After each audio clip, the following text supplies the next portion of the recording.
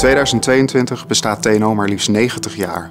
Om dat te vieren heeft een aantal experts uit de organisatie een toekomstvisie op AI geschreven. Daarom vragen zij zich af waar we over 10 jaar staan wat betreft artificial intelligence. En zetten ze uiteen wat dat betekent voor onder andere de industrie, mobiliteit, duurzaamheid, onze gezondheid en onderzoek zelf. De volledige tekst vind je online, maar we waren natuurlijk ook benieuwd naar hoe anderen denken over TNO's toekomstvisie. Daarom hebben we enkele prominente gasten uit het bedrijfsleven, de politiek, cultuur en wetenschap uitgenodigd om ons verhaal te lezen. Aan de hand van een gesprek met een TNO'er gaan zij wat dieper op de materie in. Peter Werkhoven, Chief Scientific Officer bij TNO, schrijft digitaal aan bij David Deutsch, fysicus, hoogleraar in Oxford en een van de pioniers op het gebied van quantum computing. Zijn visie zette hij in 1997 uiteen in het boek The Fabric of Reality. Samen praten ze over de betekenis van quantum computing voor de ontwikkeling en toepassing van AI. Zal AI ooit in staat zijn verklaarde kennis te genereren of ethiek van mensen te kunnen leren? Laten we gaan kijken naar Deutsch's visie op de toekomst.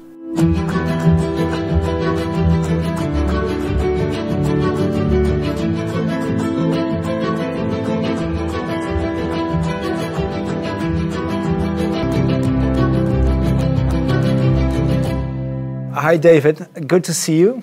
Hi. Really good to see you and to have you in the studio for an interview about digitalization, about AI, data, the role in human society. And you're one of the persons I love to interview about this topic. Back to your contributions to science in terms of quantum computing, quantum algorithms. Would be interesting to start with the question, what you think that quantum computer will mean for AI? The way that I understand it at present, I don't think that quantum computation will contribute to artificial intelligence in the sense of autonomously acting information processing, which performs useful functions, either in the sense of mindless machines, which I would call artificial intelligence, AI, or in the future, artificial general intelligence, AGI, which is like doing the thing that humans do, thinking, explanatory knowledge creation, that sort of thing. I don't think that quantum computers will play a central role in either of those things. There will be specialized roles. There are particular functions that quantum algorithms can perform stupendously more efficiently than any classical algorithm. But I think those, at present, it looks as though those will be confined to special purposes. So, for example, drug design, right, or game playing. Now, those might be quite important, but they are not the generality of either AI or AGI. The difference is, and I often say that AI, what's currently called AI and AGI, are not only different from each other, they are very close to being the exact opposites of each other. The reason is that an AI, current AIs, like an AI that diagnoses diseases, or an AI that plays chess, or an AI that controls a huge factory. Those things have objective functions. That is, right, they have a function that they are designed to maximize. And that is why they are used in those particular applications. Or in military terms, you could say the objective is to hit the target. You might say the objective is to hit the target unless something specified, but it's a specified thing comes up, in which case don't hit the target, and so on. This is, as I said, almost the opposite of what humans do when humans think. For a start, the AI has to be obedient. That is, it has to actually do the things it is programmed to do. Whereas a human is fundamentally disobedient, especially when being creative. When a human plays chess, they are performing a completely different kind of computation. They don't do the same things. They don't investigate the same possibilities that the artificial chess playing machine does, because the artificial one is capable of looking at billions and billions of possibilities, whereas the human can only look at hundreds or something. Yeah. So they're doing something completely different.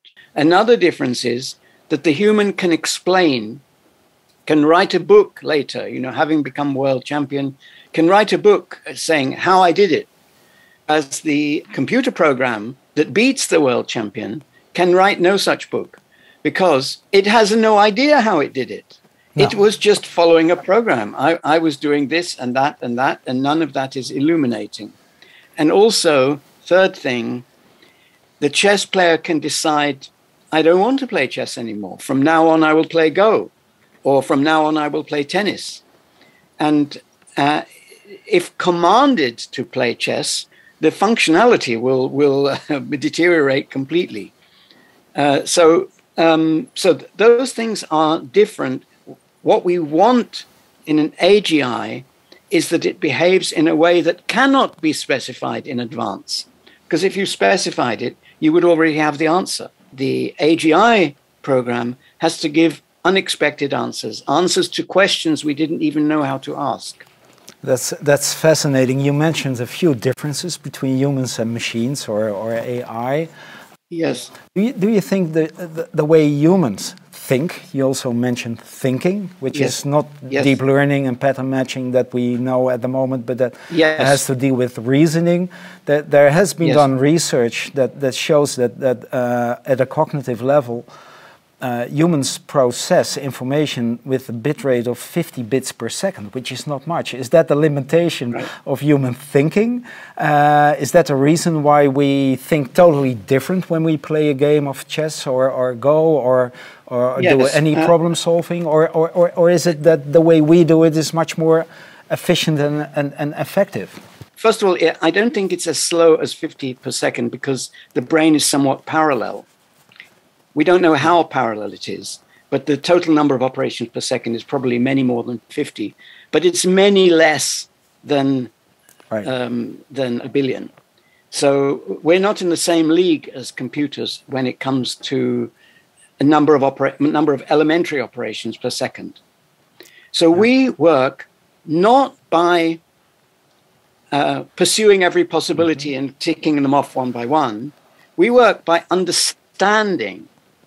Right. So a chess player works by first he looks at a chessboard and tries to understand the situation, understand what is at stake here, and then conjectures. So I'm a follower of the philosopher Karl Popper, who taught us that science and thinking in general is done by a process of conjecture and criticism. No program at the moment can do that, can do anything like that.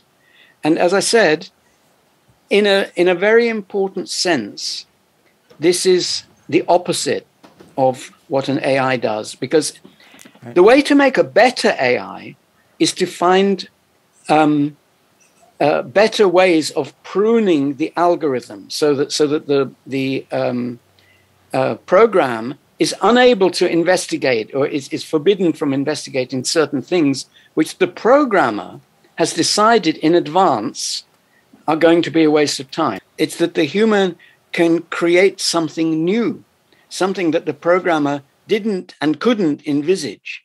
One day we will know how that is done as well, but it is not done in the same way.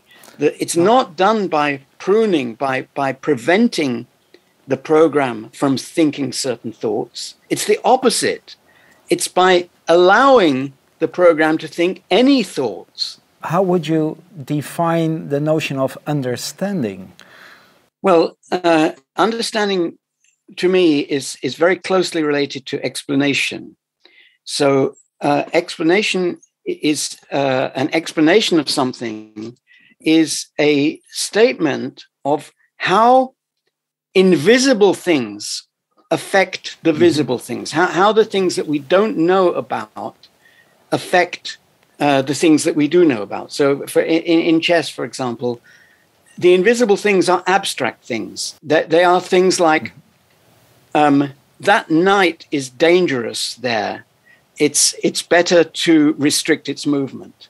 Now, there's no such thing as dangerous or restrict its movement in the rules of chess. Chess playing computers don't know about such concepts. They don't use them. So there was what this means from the point of view of what an explanation is, the human chess player has conjectured that there is an underlying structure beneath the rules of chess and this particular chess game, and has decided to think in terms of this underlying structure. So the explanation, which may be in words, like I just said, it may be, that knight is dangerous and therefore, but it may not be in words. It may be an inexplicit understanding, which is also an explanation, though that, some explanations are not expressed in words. They are expressed in mental constructs that haven't been verbalized. And a combination of those two is used by humans for all sorts of things.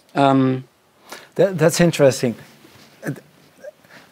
Because you talk about understanding in terms of explanations, or it's very close to explanations. Explainable AI is a big discussion at the moment, because many people think that if we design AI for serious applications, high-risk applications, AI should be able to explain itself. And for that purpose, we are trying to combine deep learning, the learning aspect of cognition, with reasoning, causal relationships. So, and within AI at the moment, you don't see this, because the nodes have very abstract representation. There are no causal relationships.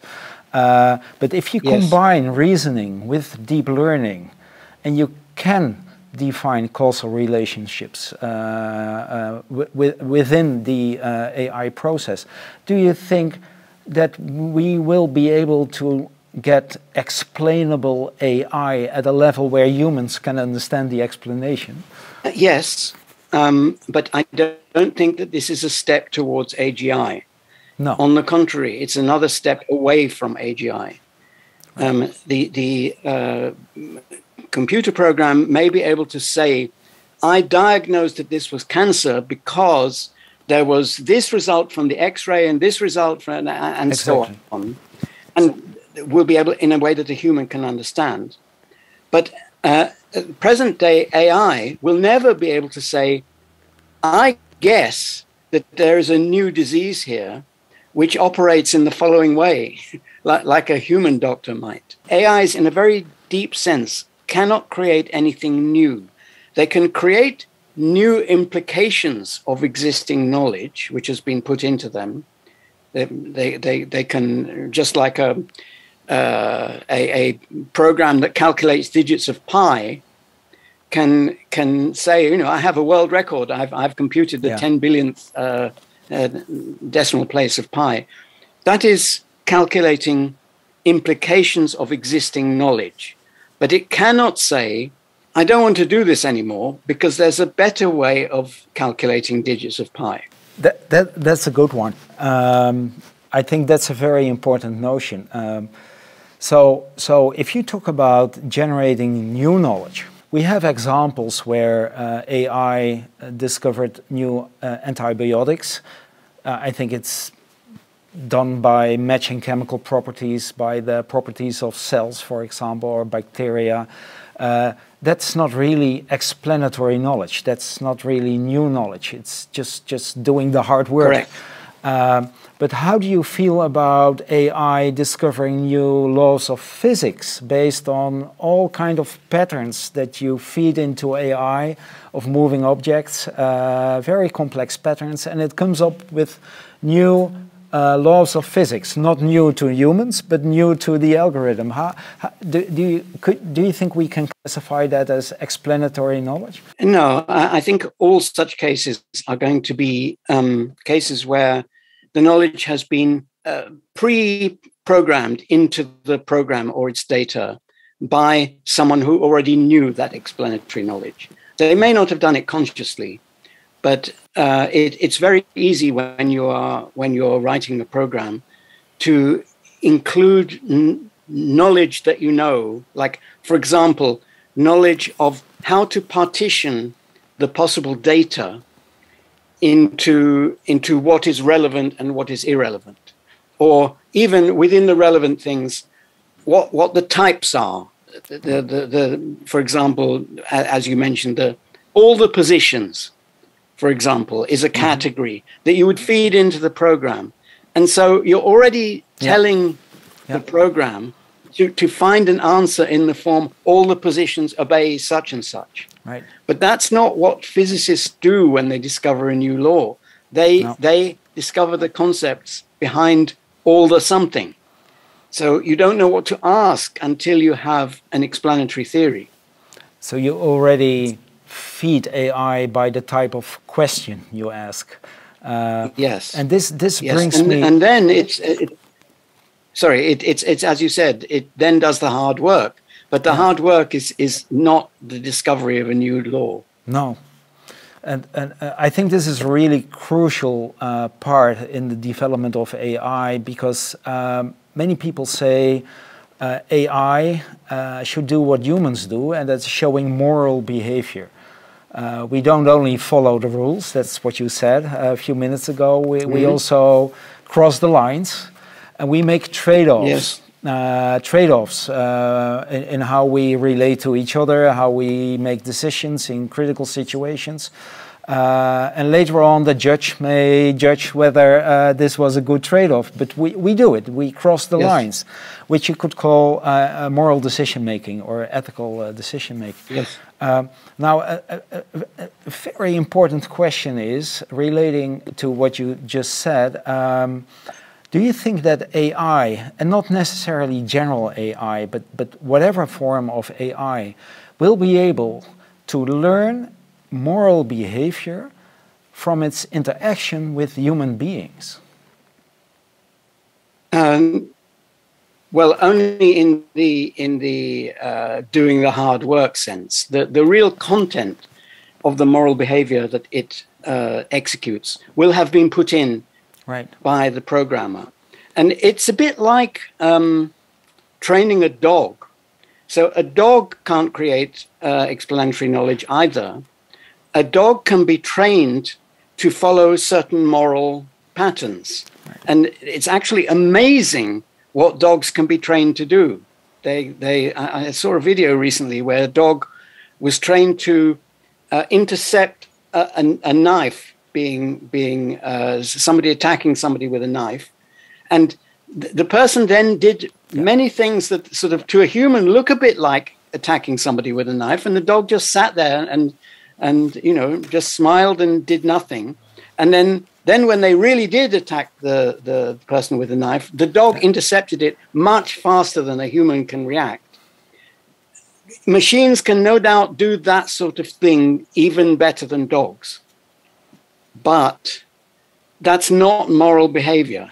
that is just obeying rules.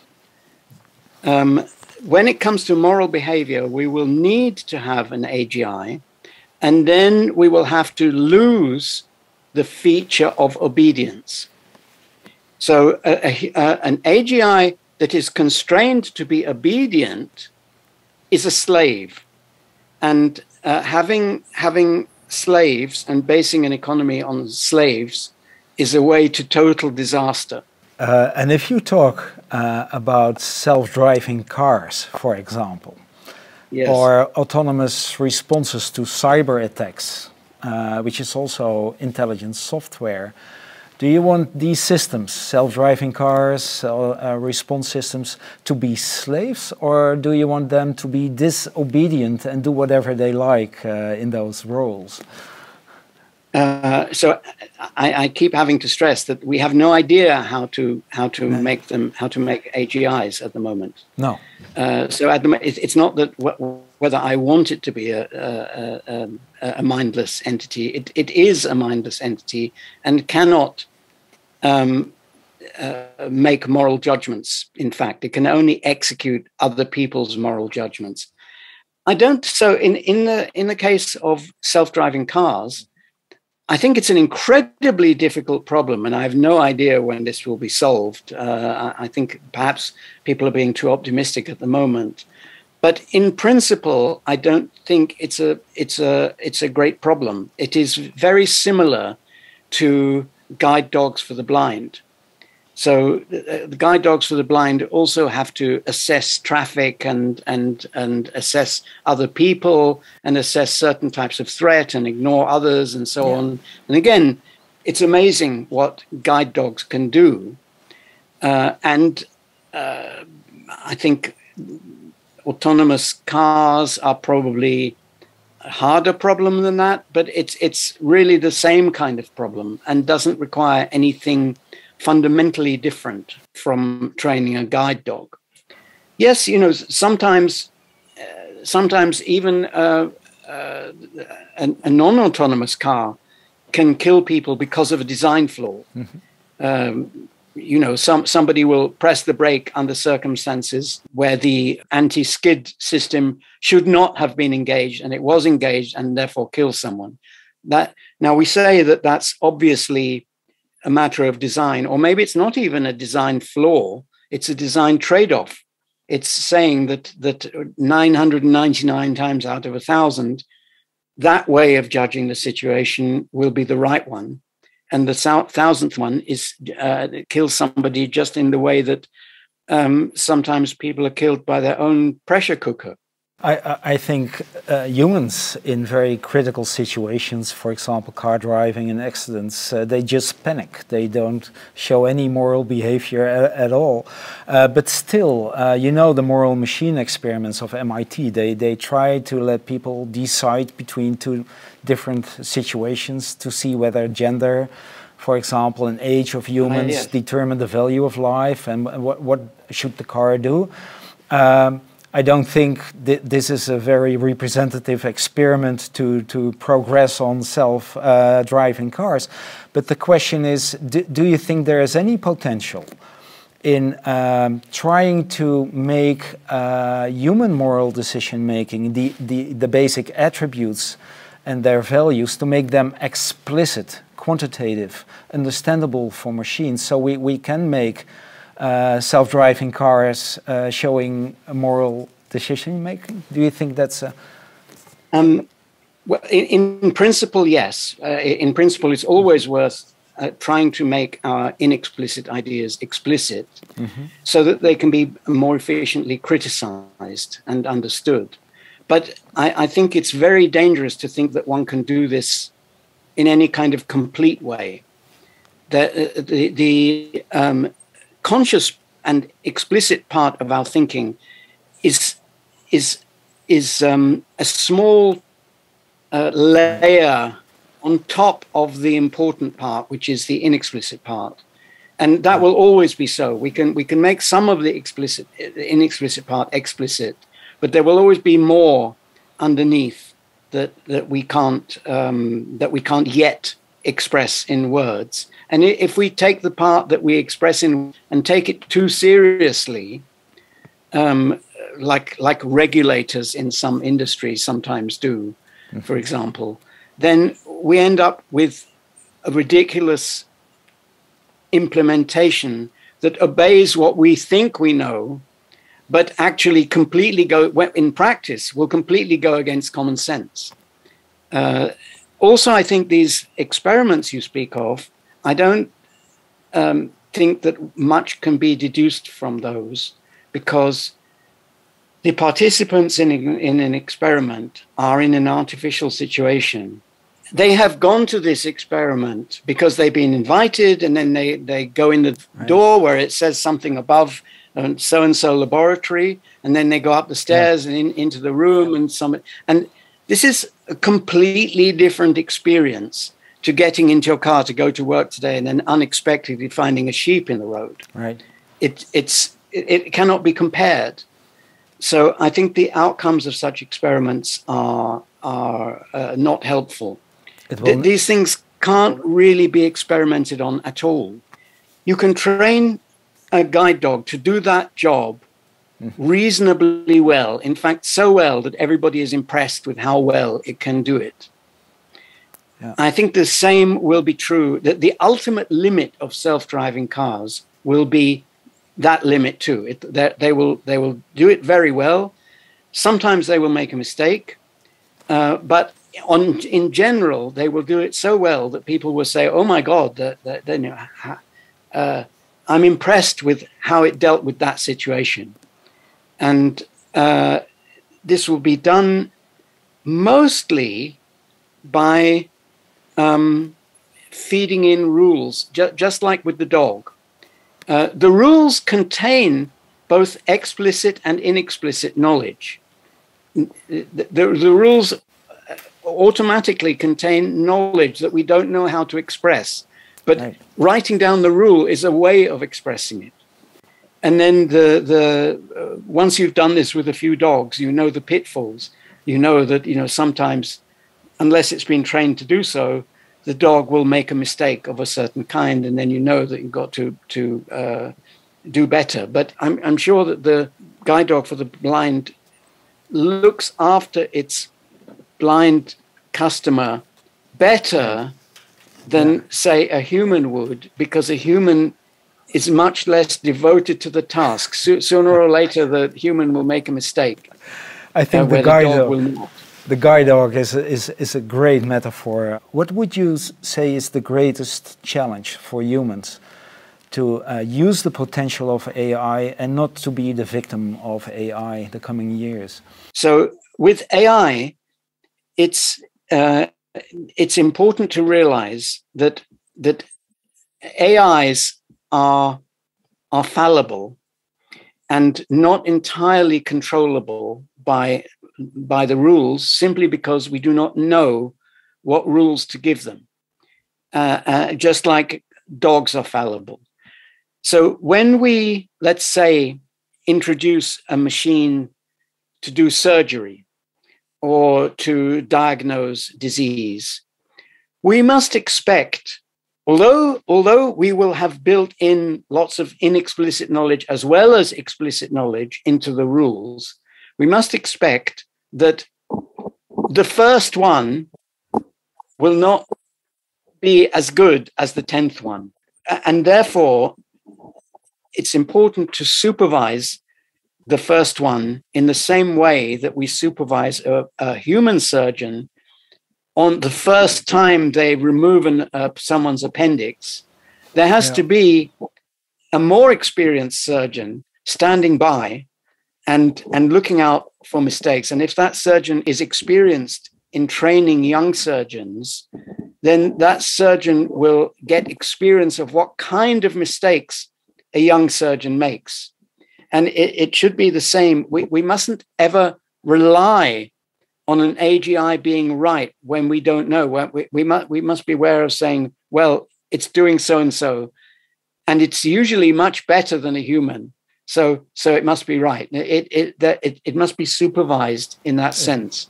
But then once a technology is mature and these mistakes have become far less than human mistakes, then we can begin to rely on it in the same sense that we rely on an elevator, an automatic elevator, not dropping us to the ground.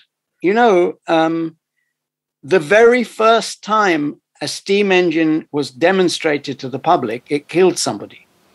A steam locomotive. Yeah.